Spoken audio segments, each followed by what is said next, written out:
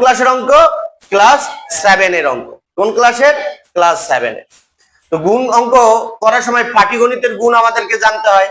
তো পাটিগণিতের গুণ কি আমরা পারি না? পাটিগণিতের গুণ যেরকম পাটিগণিতের একটা গুণ যদি আমি তোমাদেরকে লিখে দেই এখানে 3 আর 4 2 আর 1 2 আর 1। এখন যদি আমরা গুণ করি তাহলে আমরা কি করব? এই অঙ্কটা দ্বারা উপরের দুইটাকে আমরা গুণ দেব। কি করব? দুইটাকে গুণ দেব। তাহলে 2 দিয়ে যদি আমরা 4 কে গুণ দেই 4 দুগুণা কত? 8। আবার 2 দিয়ে যদি আমরা 3 কে গুণ দেই 3 দুগুণা কত? 6। এরপরে একটা অঙ্ক দিয়ে গুণ করলাম, এই কারণে আমরা এখানে কি ব্যবহার করি? শূন্য। আবার 1 দিয়ে এটাকেও গুণ করব, 1 দিয়ে এটাকেও গুণ করব। তো 1 দিয়ে যদি আমরা 4 কে গুণ করি কত হবে? 4 এককে 4। 1 দিয়ে যদি আমরা 3 কে গুণ করি তাহলে কি হবে? 3 এককে 3। এখন যখন আমাদের গুণ করা শেষ হলো তখন আমাদের গুণ করে যে ফলগুলো নামলো সেগুলোর আমরা কি করব? যোগ করব। তো এখন যদি আমরা যোগ করি 8, 6 আর 4 যোগ করলে কত? 10। 10 এর শূন্য হাতে 1, 3 আর 1 4, 408 হয়। কি ঠিক না? তো এই যে অঙ্কটা করলাম পাটিগণিতের, এই অঙ্কের সাথে এই অঙ্কের একটা মিল রয়েছে। কিন্তু মিল কোনটা? যে একটা পদ দিয়ে উপরের প্রত্যেকটা পদকে গুণ করা, মানে একটা অঙ্ক দ্বারা উপরের প্রত্যেকটা অঙ্ককে গুণ করা। কিন্তু এখানেও একটা পদ দ্বারা উপরের প্রত্যেকটা পদকে গুণ করতে হবে। কিন্তু এটা করেছে কোন দিক থেকে? ডান দিক থেকে। আর এই অঙ্ক শুরু করতে হয় কোন দিক থেকে? বাম দিক থেকে। এই হলো পার্থক্য, এটার জন্য এটা লাগবে। করার সময় আমরা যে গুণ করার পরে যে অঙ্কগুলো পাইলাম সেগুলোকে আমরা কি করলাম? যোগ করলাম। সংখ্যাগুলো পাইলাম, সেই সংখ্যাগুলোকে আমরা যোগ করলাম। তো এখন এই যে বীজগাণিতিক রাশির যোগ যারা পারবে না তাহলে তারা গুণ করে লাভ নাই। গুণ শিখতে গেলে আগে কি শিখতে হবে? যোগ শিখতে হবে। গুণ করতে গেলে আগে কি শিখতে হবে? যারা যোগ অঙ্ক পারবে না তারা কিন্তু গুণ অঙ্ক পারবে না। কি কথা বুঝতে পেরেছো? হ্যাঁ, আচ্ছা। তাহলে এই গুণ অঙ্কটা যদি করি, দুইটা নিয়মে আমরা গুণ অঙ্ক করতে পারবো। একটা হচ্ছে লম্বালম্বি ভাবে, আর একটা হচ্ছে উপরে নিচে ভাবে। তো উপরে নিচে এটা হলো সবচেয়ে সহজ। উপরে নিচে কি? এটা হলো সবচেয়ে সহজ। তাহলে চলো আগে আমরা উপরে নিচে রাশি সাজিয়ে কিভাবে গুণ করতে হয় সেটা দেখি। আমরা এই রাশিটাকে উপরে লিখবো আর এই রাশিটাকে কোথায় লিখবো? নিচে লিখবো। তাহলে আমরা লিখি এখানে। কি লিখবো আমরা? এখানে X square minus 2xy plus Y square, আর নিচে কি আছে? X minus Y underline. বুঝছো না? বুঝো নাই? তাহলে এই অঙ্কের সাথে এই অঙ্কের মিল আছে না? এটাও উপরে নিচে সাজিয়ে গুণ করা যায়, এটাও উপরে নিচে সাজিয়ে গুণ করা যায়। কিন্তু এই অঙ্কে গুণ করতে হয় কোন দিক থেকে? ডান দিক থেকে। আর এই অঙ্ককে গুণ করতে হয় বাম দিক থেকে। যে স্যার ডান দিক থেকে করা যাবে না? যাবে, কিন্তু বাম দিক থেকে করলে অঙ্কটা সুন্দর করে তোমরা সাজাইতে পারবা, ভুল হওয়ার সম্ভাবনাটা কম হবে। ঠিক আছে? আচ্ছা চলো এখন এই এক্স দিয়ে যদি আমরা এক্স স্কয়ারে গুণ করি তাহলে কত হবে? এই এক্স দিয়ে যদি এক্স স্কয়ারে গুণ করি, 1 মিনিট, গত ক্লাসে আমরা শিখছিলাম কি? উপরের একটা রাশিকে নিচের এই একটা পদ দ্বারা গুণ করা, এটা শিখছিলাম না? তো ওই অঙ্কটাই মনে করো। তোমাদেরকে ওইটাই যদি একটু বুঝাই দেই, দেখো মনে করো x square minus 2xy plus y x square, x square minus 2xy plus y square. এটাকে গুণ দেবো আমরা কি দিয়ে?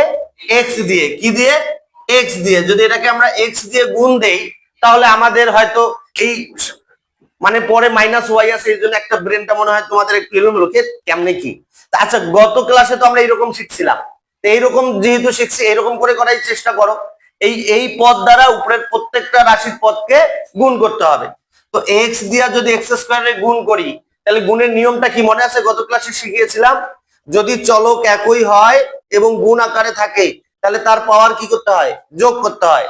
তাহলে এখানেও এক্স আছে, এখানেও এক্স আছে, তাহলে দুইটা এক্স এর জন্য কয়টা এক্স? একটা এক্স নিলাম, তাহলে তার পাওয়ার কি করতে হবে? যোগ। এই এক্স এর উপরে কোনো পাওয়ার আছে? না থাকলে কত পাওয়ার দিতে হয়? 1। আর এই এক্স এর উপরে কত পাওয়ার আছে? 2। তাহলে 2 পাওয়ার আর 1 পাওয়ার যোগ করলে কত হয়? 3 পাওয়ার। তাহলে আমরা কত লিখতে পারি এখানে? 3 পাওয়ার। তাহলে এক্স এর উপরে 3, এই 3 পাওয়ারকে কি বলে বলো তো? কিউব বলে। কি কথা বোঝা গেছে? এখন এই এক্স দ্বারা আবার এই পুরা পদটাকে গুণ করতে হবে। রাশিকে কোন পদ দ্বারা কোন পদকে গুণ করতে হলে আগে আমাদের কিসের গুণ করতে হয়? গত ক্লাসে শিখিয়েছিলাম, চিহ্নের গুণ করতে হয়। কিসের গুণ?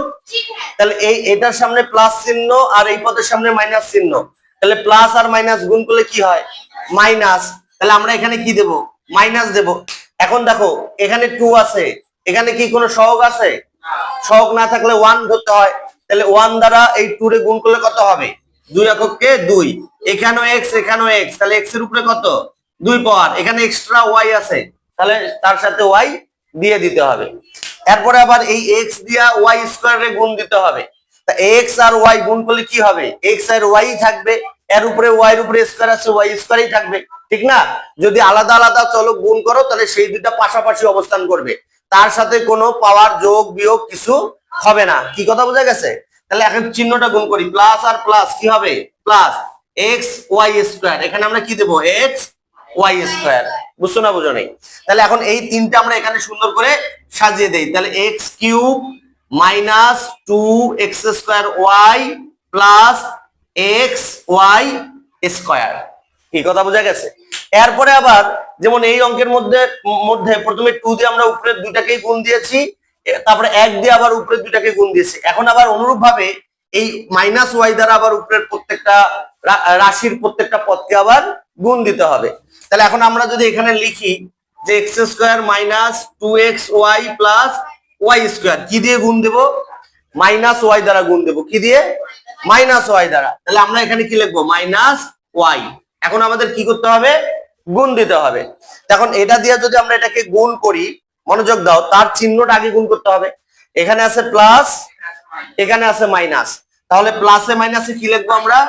মাইনাস। এখন দুইটা তো আলাদা চলক, আলাদা চলক হলে তো আর কিছু যোগ বিয়োগ গুণ কিছু করার নাই, দুটা পাশাপাশি অবস্থান করবে। তাহলে আমরা এখানে কি লিখবো? X square y, x square y. এখন এটার সাথে এটা গুণ দেব, এখানে মাইনাস, এখানে মাইনাস, মাইনাসে মাইনাসে কি হয়? প্লাস। তাহলে আমরা এখানে কি লিখবো? প্লাস। তাহলে এখানে 2 আছে, এখানে কি কোনো সহগ আছে? না থাকলে কত? 1। তো 1 দিয়ে 2 রে গুণ করলে কি হবে? 2 এককে 2। তো এখানে x আছে, তাহলে আমরা এখানে কি লিখবো? x। আর এখানে y, এখানেও আছে y, তাহলে y y গুণ করলে কি হবে? তাহলে দুইটা চলকের জন্য, একই রকম চলকের জন্য একটা নিতে হবে, একটা।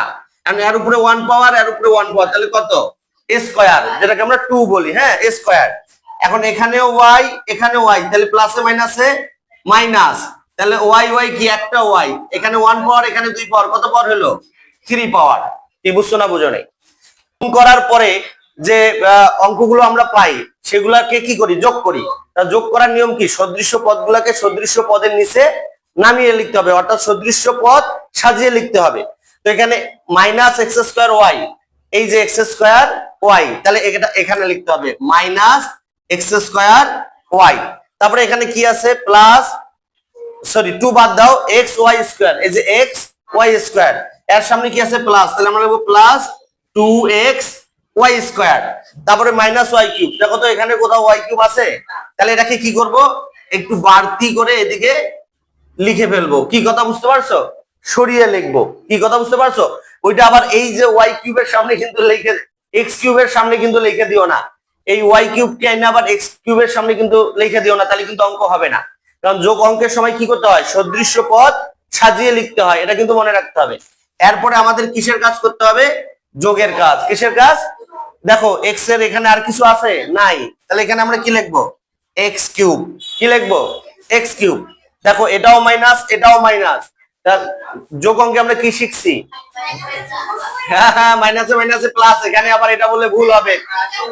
যোগ, যোগ অঙ্কের নিয়মটা কি ছিল? একাধিক অঙ্কের সামনে একই চিহ্ন থাকলে চিহ্ন সেটাই বসে এবং অঙ্কগুলো কি করতে হয়? যোগ করতে হয়। তাহলে এখানেও মাইনাস, এখানেও মাইনাস, তাহলে চিহ্নটা কি? মাইনাস। দুইটা এক্স স্কোয়ার ওয়াই, একটা এক্স স্কোয়ার ওয়াই, তাহলে কি হলো? তাহলে হবে 3x স্কোয়ার ওয়াই। এখানেও প্লাস, এখানেও প্লাস, তাহলে চিহ্নটা কি? প্লাস। এখানে একটা, এখানে দুইটা, তাহলে কয়টা? 3x Y square. আর এখানে কি? Minus y cube. এটাই হলো গুণফল। এটা কি? এটাই হলো গুণফল। বুঝছো না বুঝো নাই? এই ক্লাস যারা করবে না, ডিসেম্বর মাসে যারা বাসায় বসে থাকবে, তাদের পড়াশোনা গোল্লায় যাবে। কিসে যাবে? গোল্লায় যাবে। কারণ আমি যখন বন্ধ দেব, আমি তো তখন সবাইকেই বন্ধ দেব। আর আমি যখন ক্লাস করাবো তখন সবাই, কেউ আসবে কেউ আসবে না, যে আসবে সে শিখতে পারবে, আর যে আসবে না সে শিখতে পারবে না, সে তখন অন্ধকার দেখবে। কি দেখবে? অন্ধকার দেখবে, তখন আমার করার কিছুই থাকবে না। শুধু তোমরা তোমাদের সুবিধা দেখবা, আমার সুবিধা দেখবা না, তাহলে তো সেই স্টুডেন্টকে আমার পড়ায় লাভ নেই। বুঝছো? অঙ্ক কি বুঝতে পেরেছো? হ্যাঁ। আর অঙ্ক পারতে গেলে অবশ্যই শুরু থেকে অঙ্ক দেখতে হবে, বেসিক ক্লাসগুলোতে অবশ্যই উপস্থিত থাকতে হবে, নাহলে অঙ্ক শেখা যাবে না। কি বুঝতে পেরেছো? আমার ছাত্রছাত্রীরা বুঝতে পেরেছে। আপনারা যদি বুঝতে পারেন তাহলে শেয়ার করে অপরকে শেখার সুযোগ করে দিন এবং ফলো দিয়ে পাশে থাকুন। Thank you very much. আসসালামু আলাইকুম।